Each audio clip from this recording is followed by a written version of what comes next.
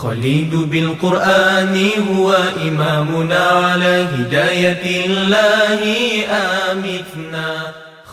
أعوذ بالله من الشيطان الرجيم. بسم الله الرحمن الرحيم. إن الحمد لله نحمده ونستعينه ونستغفره ونستهديه ونعوذ بالله من شرور أنفسنا ومن سيئات أعمالنا. من يهد الله فلا مضل له ومن يضلل فلا هادي له وأشهد أن لا إله إلا الله وأشهد أن محمدا عبده ورسوله. أما بعد. Yang berusaha Tuan Presiden Persatuan Mahasiswa Malaysia di Maghribi, Ustaz Muhammad Firdaus bin Zulkifli, yang berhormat pihak penganjur merangkap Hizbul Rohani Ustaz Muhammad Farouk Luqman bin Zamri serta timbalannya Ustazah Marhani binti Nasir, dan yang dirahmati oleh Allah Subhanahu Wa Taala ahli Kulawangsa PMMM. Assalamualaikum warahmatullahi taala wabarakatuh. Alhamdulillah, pertamanya seperti biasa bagi menggolongkan diri kita dalam golongan yang dikatakan oleh Allah Subhanahu Wa Taala di dalam Al-Quran, wa qalilum min ibadiyasy syakur, wa qalilum min ibadiyasy syakur, sedikit daripada hamba-Ku yang bersyukur. Maka marilah kita sama-sama bersyukur kepada Allah Subhanahu Wa Taala dengan cara dan manhaj yang telah diajar oleh Nabi Muhammad sallallahu alaihi wasallam dan juga al-khulafa ar-rasyidun al-mahdiyun, para tabi'in, para tabi'in dan para ulama. Dan di antara cara yang paling senang adalah dengan mengucapkan kalimah yang ringan di lidah tetapi insya-Allah besar di sisi Allah Subhanahu Wa Taala, iaitu dengan mengucapkan alhamdulillah. Ibnu Athiyah Al-Andalusi dalam mentafsir ayat Al-Quran wa qalilun min ibadiyasy syakur, beliau mengatakan, beliau mentafsir ayat itu wa fihi tanbihun wa tahridun ala syukrillah. Padanya tanbih, peringatan. So bila kita dah baca wa qalilun min ibadiyasy syakur, kita dah tahu orang yang bersyukur itu sikit, so kita akan tanbih, kita akan peka dengan dengan teguran Allah Subhanahu Wa Taala. Dan juga fihi tahrid, saranan, galakan, hasa. So bila kita dah tahu bahawasanya orang yang bersyukur pada Allah Subhanahu Wa Taala itu sikit, maka kita beringat, maka galakkanlah diri kita untuk bersyukur kepada Allah Subhanahu Wa Taala. Baiklah, seperti biasa hari ini saya meneruskan program Ritual ini dengan slogan yang ditaklifkan, iaitu Generasi Al-Furqan. Apabila bercakap mengenai Generasi Al-Furqan, maka tak dapat tidak kita bercakap mengenai Al-Quran itu sendiri. Tapi sebelum itu saya ingin bagi tahu tajuk perkongsian saya pada hari ini adalah wasiat Allah Subhanahu Wa Taala di dalam surah Ad-Duha. Apabila berbicara mengenai Al-Quran, saya percaya ahli Kulawangsa PMMM sudah pun mengetahui, sudah pun memahami, alhamdulillah, sudah pun ada yang membaca dan ada yang menghafal makna kalamullah Ta'ala Al-Mu'jiz itu tersendiri.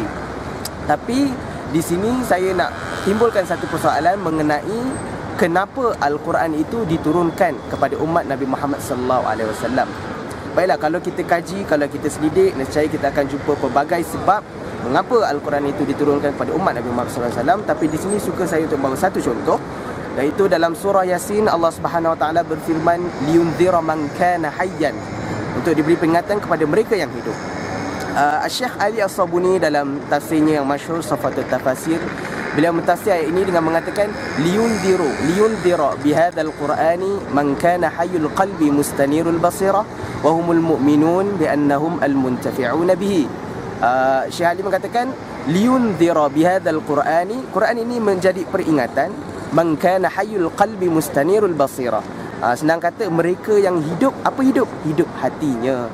Wahumul mu'minun, dan mereka yang hidup hati itu adalah orang mukmin, li'annahum al-muntafi'una bihi. Okay, baiklah. Analogi dan misal saya cuba bawakan di sini adalah contoh kita ambil mesin. Apa-apa mesin kita ambil, contohnya mesin basuh baju. Kita nak tengok mesin basuh baju ni hidup lagi ke tak, dengan cara bila kita dah letak baju, kita dah masuk air, kita dah letak sabun, letak apa-apa. Bila kita dah on, bila dah siap, baju kering, bersih, wangi, itu menunjukkan mesin itu hidup. Buktinya dia memberi manfaat kepada penggunanya. Begitu juga manusia, begitu juga umat Islam. Sekiranya kita nak tahu umat Islam itu hidup ataupun tidak, caranya adalah kita lihat sama ada kita ni memberi manfaat ke tak kepada manusia lain dengan Al-Quran itu sendiri. Okeylah, apabila bercakap mengenai hati yang mati, hati yang mati ni hati yang hidup, hati yang mati ni dekat dengan diri kita sebagai seorang pelajar.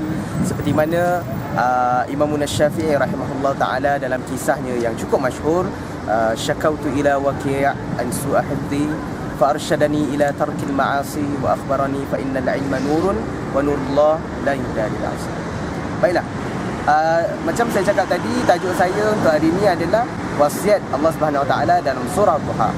Oleh itu lebih baik sekiranya kita tahu sedikit sebanyak tentang asbabun nuzul, mengapa surah Duha itu diturunkan oleh Allah Subhanahu Wa Taala.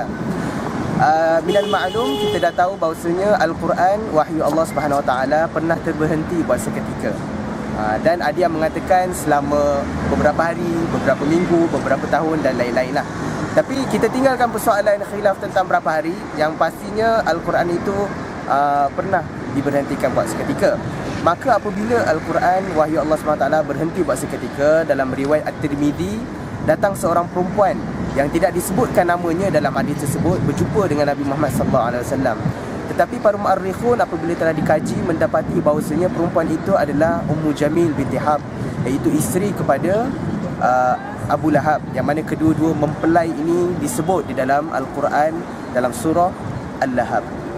Nauzubillah min zalik. Baiklah, apabila Ummu Jamil binti Harb berjumpa dengan Nabi Muhammad SAW, dia kata, "Ya Muhammad, inni la arju an yakuna syaitanaka qad tarakaka. Lam arahu qurbaka lailataini aw thalathan." Kata Muhammad, aku tak nampak syaitan kau ni 2-3 hari ni, aku tak nampak. Maka disebabkan itu fa anzalallahu subhanahu wa ta'ala biqaulihi azza wa jalla wadduha wal laili idza saja ma wadda'aka rabbuka wa ma qala. Sebenarnya Allah Subhanahu wa taala berfirman, sambungannya, walal akhiratu khairul laka minal ula, dan akhirat itu lebih baik daripada permulaan. Al-akhiratu baqiyatun wad dunya faniyah. Akhirat itu kekal dan dunia ini hanyalah sementara. Dan ini kita haruslah berpegang kepadanya agar kita sentiasa berada di atas landasan kita yang betul. Dan kita di sini hanyalah untuk menuai dan mengaut keuntungan hasil amalan kita yang insya-Allah kita akan pertuntunkan kepada Allah Subhanahu Wa Taala di akhirat nanti. Sebab itu Nabi Muhammad SAW pernah berkata, Allahumma la 'aisha illa 'aishal akhirah. Ya Allah Tuhanku, tiadalah hidup melainkan hidup di akhirat nanti. Dan apabila bercakap mengenai hidup dan mati, Imam Al-Qurtubi rahimahullah ta'ala dalam kitabnya At-Tadhkirah menceritakan mengenai Nabi Ibrahim AS. Ketika mana datang malaikat maut ingin mengambil nyawanya, maka Nabi Ibrahim berkata kepada malaikat, apa jenis khalil, iaitu Allah Subhanahu Wa Taala, yang ingin mengambil nyawa khalilnya? Kemudian malaikat menjawab, apa jenis khalil kau wahai Nabi Ibrahim, yang tidak mahu berjumpa dengan khalilnya, iaitu Allah Subhanahu Wa Taala. Dan juga kita harus sedar bahawasanya syurga itu adalah rumah kita yang pertama. Seperti mana Allah SWT berfirman mengenai ayah dan ibu kita, Adam dan Hawa, qulna bitu minha jami'a. Dalam ayat lain, qulna bita. Dalam qulna bita, kita tahu bahawasanya Allah SWT merujuk kepada Adam dan Hawa, dan Hawa bila syak. Tapi qulna bitu minha jami'a, Allah SWT menggunakan sirah jamak kerana ada ulama mengatakan bahawasanya ketika mana Adam dan Hawa diturunkan daripada syurga, benih-benih Adam dan Hawa juga diturunkan daripada syurga Allah Subhanahu Wa Taala, iaitu umat daripada Nabi Adam sampai kelah Nabi Muhammad sallallahu alaihi wasallam. Seterusnya Allah Subhanahu Wa Taala berfirman, wala sawfa yu'tika rabbuka fatarda. Akan kami berikan kepada engkau wahai Muhammad sehinggalah engkau redha.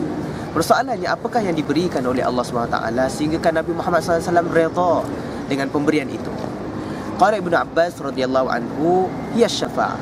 Yang Nabi Muhammad SAW redha sekiranya diberi syafaat kepada umat Nabi Muhammad SAW, menunjukkan bahawasanya sayangnya Nabi Muhammad SAW kepada umatnya. Beliau walaupun diberikan pilihan, diberikan peluang untuk meminta, beliau tidak hanya meminta untuk diri dan keluarganya saja, tetapi untuk umat Nabi Muhammad SAW. Ibnu Abbas berkata, hiya syafa'atu fi ummatihi hatta yarda. Lima rawa anna Nabi sallallahu alaihi wasallam dzakara ummatahu faqala Allahumma ummati wa baka. Wa ya Allah Tuhanku, umatku, dan Nabi Muhammad sallallahu alaihi wasallam menangis. Faqala Allah ya Jibril idhhab ila Muhammad was'alhu ma yabkik wallahu ta'ala a'lam. Allah SWT menyuruh malaikat Jibril untuk bertanya kepada Nabi Muhammad SAW, kenapa engkau sedih wahai Muhammad? Akan tetapi Allah SWT yang maha mengetahui dan mengetahui. Fa'ata Jibril Rasulullah sallallahu alaihi wasallam wa sa'alahu fa akhbarahu Rasulullah sallallahu alaihi wasallam bima qala. Faqala Allah ya Jibril idhhab ila Muhammad wa qul lahu inna sanurdika fi ummatika wa la nasu'uka. Akhrajahu Muslim. Kemudian Allah SWT selepas mengetahui kisah Nabi Muhammad SAW iaitu sedih mengenai umatnya, maka Allah kata, wahai Muhammad, sesungguhnya kami akan meredai umat kau dan kami tidak akan menganiaya dan berlaku jahat pada kau. Lihatlah bagaimana Allah SWT mengasihani pengikut Nabi Muhammad SAW. Dan sedikit lagi, apabila Allah SWT menggunakan walasawfa yu'tika rabbuka fatarda, menggunakan sirah mufrad di sini, mengenai sirah mufrad jamak laki perempuan ni kita dah tahu bahawasanya apabila disebut pada mukminun juga merujuk pada mukminat, apabila seorang juga merujuk pada banyak. Tapi di sini ada ulama mengatakan memang Allah SWT mengkhususkan kepada Nabi Muhammad sahaja. Wala sawfa yu'tika rabbuka fatarda. Kerana apa? Kerana Allah SWT tahu bahawasanya tidak semua manusia akan mengikuti ajaran Nabi Muhammad SAW. Jadi kenapa Allah SWT hendak memberikan belas kasihan kepada mereka yang tidak menganut agamanya, yang tidak mahu mengikuti ajarannya. Tapi dalam ayat lain, dalam surat Taubah, ketika mana Abu Bakar dan Nabi Muhammad SAW hijrah di dalam gua, Nabi Muhammad kata innallaha ma'ana, sesungguhnya Allah bersama kita. Nabi Muhammad SAW tak kata innallaha ma'i. Kerana apa? Kerana menunjukkan tingginya martabat Abu Bakar As-Siddiq apabila diakui oleh Allah SWT dan Nabi Muhammad SAW sebagai seorang yang soleh dan ditempatkan dalam syurga. Was-sabiquna al-awwaluna minal muhajirin wal ansar walladzina ittaba'uhum bi ihsanin radhiyallahu anhum wa radu an. Kemudian Allah SWT berfirman, alam yajidka yatiman fa'awa. Kami dapati wahai Muhammad kau ni yatim, kemudian kami berikan perlindungan. Kalimah awa di sini bukanlah perlindungan biasa, tetapi satu persediaan. Dalam sudut lughah, awal ini adalah satu persediaan yang diberikan kepada seseorang yang ingin bermusafir dalam jarak jauh. Maka Allah SWT memberikan satu kemudahan dan persiapan rapi untuk Nabi Muhammad SAW. Walaupun beliau yatim, diberikan persiapan rapi sehinggalah bila-bila masa sahaja. Apabila wafatnya ayah, adanya ibu, kemudian ada atuknya, kemudian ada pakciknya, kemudian ada Khadijah yang setia di sisi Nabi Muhammad SAW. Kemudian Allah SWT berfirman, wa wajadaka dhallan fahada. Kami dapati bahawasanya engkau sesat, kemudian diberikan petunjuk. Okey, dhallan di sini kita jangan baca secara harfiah Melayu, sesat. Kerana para jumhur bersepakat bahawasanya para anbiya sebelum ditabalkan menjadi seorang nabi, mereka tidak pernah melakukan apa-apa maksiat dan tidak pernah terjebak dalam apa-apa gejala kesalahan dan kejahatan lah. Kalimah dhalan di sini boleh dibaca dengan hairan. Hairan bahasa Arab, bahasa Melayu pun hairan juga, confused macam tu. Sebab Allah SWT berfirman dalam ayat lain, ma kunta tadri minal kitab wal iman. Kau ni wahai Muhammad, sebelum disampaikan wahyu pada kau tak tahu tentang kitab dan juga iman.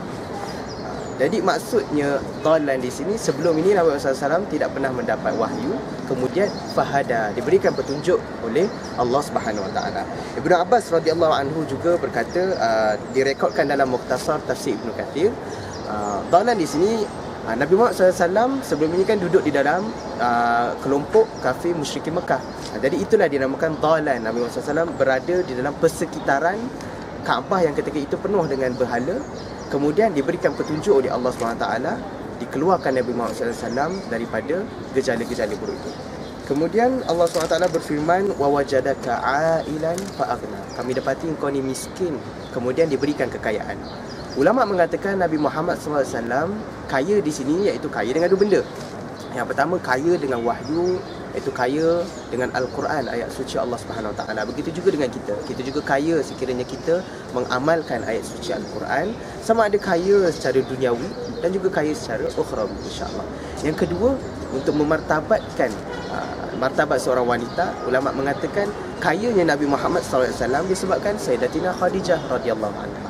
Betapa cintanya Nabi Muhammad SAW terhadap Sayyidatina Khadijah, sehingga diceritakan pada satu masa selepas kewafatan Sayyidatina Khadijah, Sayyidatina Khadijah dia ada adik-beradik lain, nama dia Halak, yang mana suara Halak seakan-akan suara Khadijah. Dan ketika Nabi Muhammad SAW duduk berehat di dalam rumahnya, tiba-tiba Halak datang, ya Rasulullah, ya Rasulullah, dia panggil daripada luar rumah.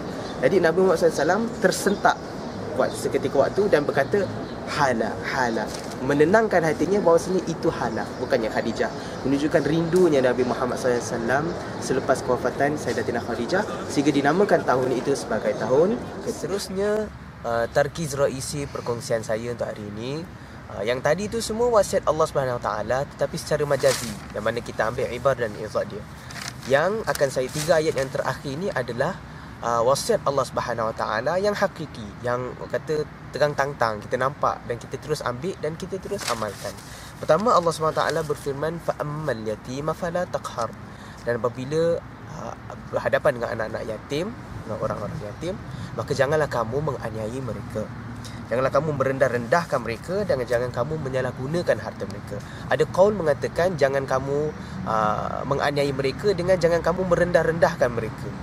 Macam kita tengok senario Melayu biasa, kalau anak yatim je kata dah lah miskin, anak yatim lah. So jangan kita merendah-rendahkan mereka.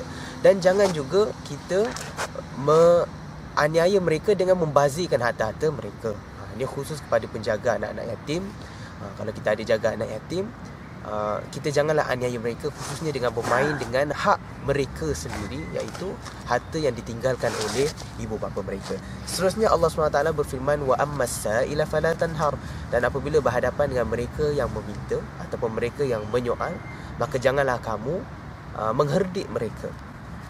Orang yang meminta sesuatu hajat ataupun orang yang fakir miskin, janganlah menghina mereka dan jangan kau sedihkan mereka dengan kata-kata yang boleh menyakitkan hati mereka, tetapi berikanlah kepada mereka atas apa yang kita mampu, dan sekiranya kita tidak mampu, tolaklah dengan cara yang baik. Dan senario ini memang berlaku di sini di Morocco, apabila kita berhadapan dengan ramai peminta-peminta sedekah, daripada sekecil-kecil budak sampailah ke ibu tua, kepada pakcik tua dan macam-macam lagi. Kalau kita ada rezeki lebih, kita sumbangkan sedikit. Dan kalau kita tak ada, tolaklah dengan cara yang baik, yang tidak akan menyakiti hati mereka. Qala Qatadah, tolaklah orang miskin dengan cara yang lembut, bil latif. Dia kata bil latif, dengan cara yang lembut, dengan cara yang tidak mereka sakit hati. Terakhir Allah SWT berfirman, wa amma bi ni'mati rabbika fahaddith. Dan apabila mendapat nikmat Allah SWT, maka zahirkanlah dia, bersyukur kita dengan menzahirkannya, dengan kita bercakap ataupun memberi khabar tentangnya. Di sini saya yakin ahli keluarga CPMMM boleh membezakan di antara menzahirkan nikmat Allah SWT dengan kita berlaku riak. Riak tu cerita lain, dan saya tak payah hurai, kita semua tahu macam mana riak tu. Wa amma bi ni'mati rabbika fahaddith. Kadang-kadang kita, bila kita dapat rezeki lebih, kita zahirkan dengan cara macam-macam. Kita boleh zahirkan dengan amali, bil jawarih, ataupun dengan qaul. Contoh, kita mensyukuri nikmat Allah SWT dengan amal ibadat, dengan amalan kita, dengan pergerakan kita. Seperti mana Allah SWT berfirman, ya bani Adam khudhu zinatakum 'inda kulli masjidin wa kulu washrabu wa la tusrifu innallaha la yuhibbul musrifin. Di sini Allah SWT kata, kalau kita pergi masjid, kita boleh berhias-hias. Sebab apa? Sebab kita nak berjumpa dengan Allah SWT. Ini juga untuk menzahirkan nikmat yang telah diberikan kepada kita. Kita ada rezeki lebih, boleh beli jubah baru, boleh beli minyak atar wangi-wangi. So kita zahirkan nikmat kita kepada Allah SWT dengan berpakaian yang bersih, yang cantik, semata-mata untuk berjumpa dengan Allah SWT. Kalaulah kita pergi jamiah, kata berdandan, make up tu lama-lama kan, tapi apa salahnya kita nampak cantik di hadapan Allah Subhanahu Wa Taala, dan itu lebih afdal. Dan dengan cara lisan pula, contohnya kawan kita balik lambat daripada jamiah, kita tanya pergi mana lambat-lambat? Dia kata alhamdulillah, rezeki Allah ini dapat ilmu lebih. So duduk dengan kawan dapat ilmu lebih. Itu menunjukkan nikmat yang mana mereka dapat, dan mereka menceritakan agar orang lain dapat. Bila orang lain dengar, orang kata alhamdulillah kau dapat rezeki itu. Itu maksudnya kita bersyukur, wa amma bi ni'mati rabbika fahaddith, dan banyak lagi contoh-contoh lain. Kesimpulannya, salah satu qaul untuk kita kaitkan balik dengan tajuk perkongsian saya, iaitu wasiat Allah SWT dalam surah Duha. Kita dapat tengok, macam saya cakap tadi, wasiat Allah SWT secara majazi kita dah nampak, dan yang paling penting wasiat Allah SWT secara hakiki yang memang ditujukan terus agar umat manusia mengamalkannya. Iaitu yang pertama, apabila berhadapan dengan orang yatim, waktu buat baiklah kepada mereka. Juga kepada orang yang meminta ataupun orang fakir, orang miskin yang meminta atau menanyakan sesuatu, perlu juga dia yang baik kepada mereka. Dan yang terakhir adalah untuk bersyukur kepada Allah Subhanahu Wa Taala dengan berbagai cara, dan antaranya dengan menzahirkan tanda kesyukuran kita kepada Allah Subhanahu Wa Taala. Yang kedua, kesimpulan saya yang kedua, kalau hadirin dan hadirat yang dirahmati Allah Subhanahu Wa Taala perasan, dalam surah Ad-Duha ini Allah Subhanahu Wa Taala menunjukkan satu uslub yang cantik bagaimana Allah Subhanahu Wa Taala memujuk Nabi Muhammad sallallahu alaihi wasallam. Apabila Nabi Muhammad sallallahu alaihi wasallam berada dalam keadaan duka dan sedih, Allah Subhanahu Wa Taala pertamanya kita panggil approach Nabi Muhammad sallallahu alaihi wasallam dengan memujuk, "Ad-duha wal laili idza saja ma wadda'aka rabbuka wa ma qala walal akhiratu khairun laka minal ula wala sawfa yu'tika rabbuka fatarda." Aku tak tinggalkan kau wahai Muhammad. Akhirat itu lebih baik untuk engkau wahai Muhammad. Kau dihina di muka bumi ini hanya sementara wahai Muhammad. Dan aku akan beri kepada engkau sehingga engkau redha Muhammad, iaitu syafaat dan pelbagai lagi karamah yang diberikan kepada Nabi Muhammad SAW. Kemudian selepas Allah SWT memujuk, Allah SWT tidak berhenti di situ saja, tetapi Allah SWT mengingatkan kembali Nabi dalam duka, dalam kesedihan yang dihadapi oleh Nabi. Ingatlah bahawasanya banyak lagi nikmat yang Allah berikan kepada engkau. Kami dapati engkau alam yajidka yatiman fa'awa wa wajadaka dhallan fahada wa wajadaka 'ailan fa'aghna. Yatim kami beri perlindungan, sesat kami berikan petunjuk, dan kaum miskin kemudian kami berikan kekayaan. Setelah itu, setelah diberi peringatan oleh Allah SWT, Allah SWT meninggalkan wasiat kepada Nabi Muhammad. Kami dapati engkau yatim, kemudian kami berikan perlindungan. Oleh itu, fa'ammal yatima fala takhaf. Apabila kau pula berhadapan dengan orang yatim, janganlah kau maknai mereka. Wa ammas sa'ila fala tanhar. Wa amma bi ni'mati rabbika fahaddith. Oleh itu, usul Allah SWT ini boleh kita gunakan untuk diri kita sendiri dan juga untuk kawan-kawan yang berada dalam kesepian, kesedihan dan duka. Pertama, kita kena tahu bahawasanya Allah berada bersama kita. Yang kedua, kita ingat kembali dalam kesusahan kita. Contohnya susah nak belajar, dalam susah kita nak belajar, ingat bahawasanya Allah telah banyak memberi nikmat kepada kita. Dan terakhir, wasiatnya, apabila kita mengalami kesusahan dalam belajar, janganlah pula kita bila berjaya nanti menganiaya orang yang meminta pertolongan pun belajar daripada kita pun. Nak kata hidup ni adalah bagaikan roda sentiasa berpusing. Dan terakhir, wasiat untuk peringatan kepada diri saya dan rakan-rakan sekalian untuk kita sama-sama tingkatkan amal ibadat. Dan di antara yang paling amal ibadat yang boleh dilakukan adalah dengan membaca Al-Quran, seperti mana Allah SWT, seperti mana Nabi Muhammad SAW berkata, "Iqra'u Al-Quran fa innahu ya'ti yaumal qiyamati syafi'an li ashabi." Bacalah Al-Quran kerana Al-Quran itu akan datang memberi syafaat kepada pemilik, dan pelbagai lagi amalan yang dapat dilakukan. Sekian saja daripada saya. Wabillahi taufiq wal hidayah. Assalamualaikum warahmatullahi taala wabarakatuh.